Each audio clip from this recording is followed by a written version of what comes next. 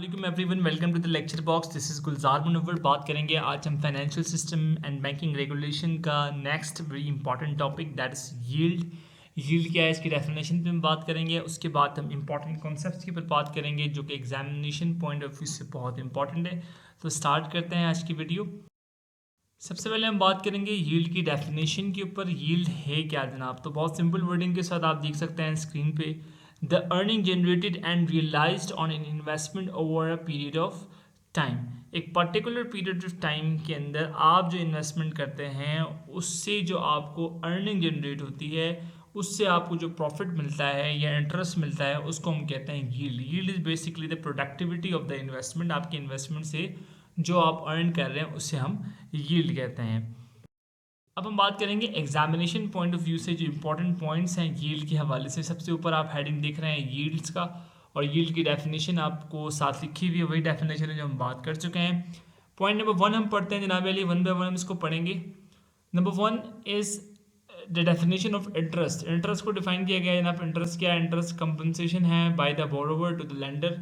ठीक है जनाब, जो उधार लेता है वो उधार देने वाले को एक कंपनसेशन के तौर पे ओवर द बेस अमाउंट जो है वो पेमेंट करता है, जिसको इंटरेस्ट कहते हैं, जो कि सूदी सिस्टम कहलाता है, या जिसको हम गैर शरई तरीक़ेकार कह सकते हैं, जो कि हराम है। ठीक है, नंबर 1 में हमें पॉइंट नंबर 1 में इंटरेस्ट की डेफिनेशन पता होनी चाहिए। नंबर 2 जो इंपॉर्टेंट चीज़ आपको पता होनी चाहिए वो है इन्फ्लेशन की डेफिनेशन। इन्फ्लेशन कहते हैं जनाब कि average price of good and services जो आपकी कंट्री के अंदर है उसका ग्रेजुअली इंक्रीज होना इन्फ्लेशन कहलाता है। ठीक है, यानी लोगों की आमदनी नहीं बढ़ रही लेकिन गुड एंड सर्विसेज की वैल्यूज़ बढ़ती जा रही है, उनकी प्राइसेस बढ़ती जा रही है, तो उसको हम इन्फ्लेशन कहेंगे। थर्ड चीज़ जो आपको पता होनी चाहिए कि इन्फ्लेशन की वजह क्या होती है जनाब। तो आप थर्ड पॉइंट पढ़ें, long term inflation occurs when the money supply grows at a faster rate. जब गवर्नमेंट मनी सप्लाई बढ़ा देती है लेकिन गुड एंड सर्विसेज का आउटपुट नहीं होता, यानी कि प्रोडक्टिविटी उस कंट्री की नहीं है लेकिन आप पैसों की सप्लाई को बढ़ा रहे हो, तो उस सूरत में क्या होगा? उसके रिजल्ट में इन्फ्लेशन होगा।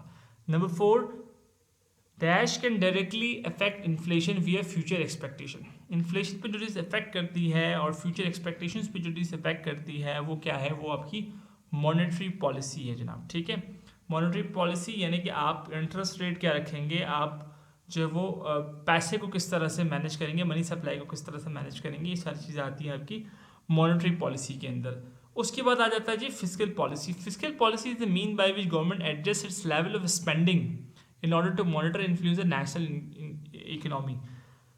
किसी भी नेशन के इकोनॉमी के अंदर जो गवर्नमेंट लेवल पे जो स्पेंडिंग्स होती है, फिस्कल पॉलिसी के अंदर आप अपने एक्सपेंसेस को कम करने की कोशिश करते हैं और आमदनी के ज़राए को बढ़ाने की कोशिश करते हैं, तो वो पूरे साल की एक पॉलिसी होती है जिसको हम बजट के अंदर भी डिस्कस करते हैं, फिस्कल पॉलिसी कहलाती है। Number 6, dash are the factors that affect the nations trading relationship with other Nations.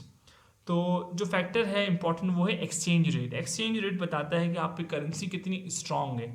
जितनी करेंसी आपकी इतनी स्ट्रांग होगी उतना आपके पास ट्रेडिंग एज हासिल होगा, उतना आप ट्रेड बेहतर तरीके से कर सकते हैं। तो जो चीज़ ट्रेड पे सबसे ज़्यादा असरअंदाज होती है वो है आपके करेंसी की एक्सचेंज रेट्स।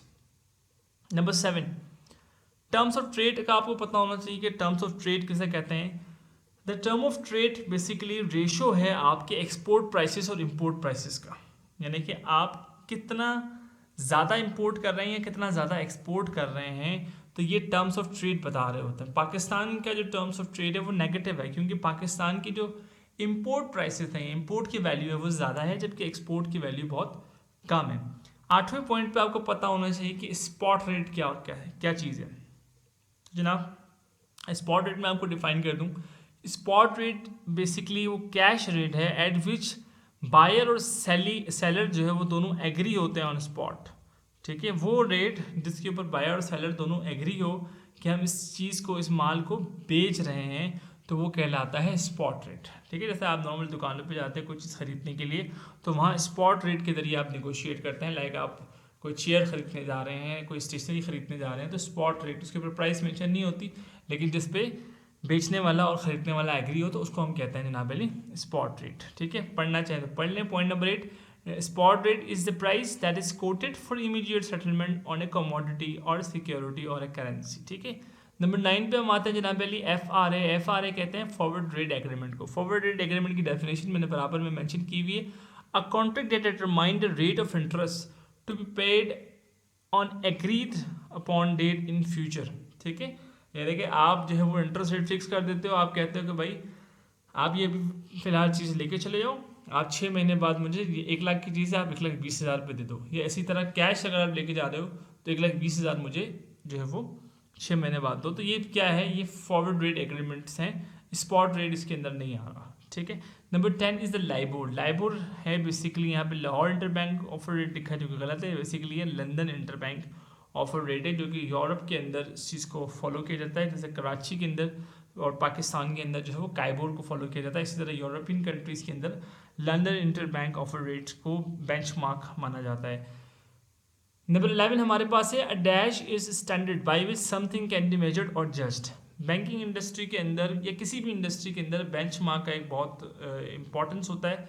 बैंकिंग के अंदर जो बेंचमार्क है वो काइबोर है, कराची इंटरबैंक ऑफर रेट, यानी कि ओवरऑल जिस तरह लेट से मैं इसको समझाने के लिए आपको बता दूं कि लेट से एक मार्केट है, इसमें 8-10 मुर्गी वाले हैं, तो सबके रेट्स एक जैसे क्यों होते हैं, क्योंकि उन्होंने एक बेंचमार्क सेट किया हुआ है कि इससे कम में कोई नहीं बेचेगा, क्योंकि फिर उससे क्या होगा, ग्राहक क्या हो जाते हैं, डिस्ट्रीब्यूट हो जाते हैं, डिवाइड हो जाते हैं, तो फिर कोई भी धंधा नहीं कर सकेगा। तो इसी तरह बैंक के अंदर जो बेंचमार्क रेट होता है वो काइबोर रेट होता है। KIBOR rate state bank fix नहीं करता, मार्केट फिक्स करती है, ठीक है। मार्केट के बैंक्स इंटरनली उसको फिक्स करते हैं। अच्छा, इसके अंदर जो मैंने बुक पढ़ने के बाद जो 2 पॉइंट्स मुझे बहुत इंपॉर्टेंट लगे वो मैंने यहाँ मेंशन किए। Number 1, the concept is tightening the economy. Tightening the economy का मतलब ये होता है कि जब गवर्नमेंट इंटरेस्ट रेट को इंक्रीज कर रही हो ग्रेजुअली, तो इसका मतलब है कि वो इकोनॉमी को टाइट करना चाह रही है, यानी कि कोशिश ये कर रही है कि लोग इन्वेस्ट कम करें और बैंक पर ज़्यादा रखें, ठीक है। इसी तरह दूसरा कॉन्सेप्ट है motivate the economy. Motivate the economy का मतलब ये है कि गवर्नमेंट मोटिवेट करना चाह रही है किनको, इन्वेस्टर्स को। तो इस सूरत में क्या किया जाता है, गवर्नमेंट की तरफ से, स्टेट बैंक की तरफ से ग्रेजुअली जो इंटरेस्ट रेट है उसको डिक्रीज किया जाता है। जब ग्रेजुअली डिक्रीज होगा इंटरेस्ट रेट या प्रॉफिट रेट डिक्रीज होगा, तो उसके नतीजे में क्या होगा, लोग बैंक से पैसा निकालेंगे और उसको क्या करेंगे, इकोनॉमी के अंदर उसको इन्वेस्ट करेंगे, उससे क्या होगी, पैसे की सर्कुलेशन होगी, लोग काम करेंगे, प्रोडक्टिविटी बढ़ेगी, ठीक है जनाब। तो पार्ट 5 यहाँ ख़त्म हुआ।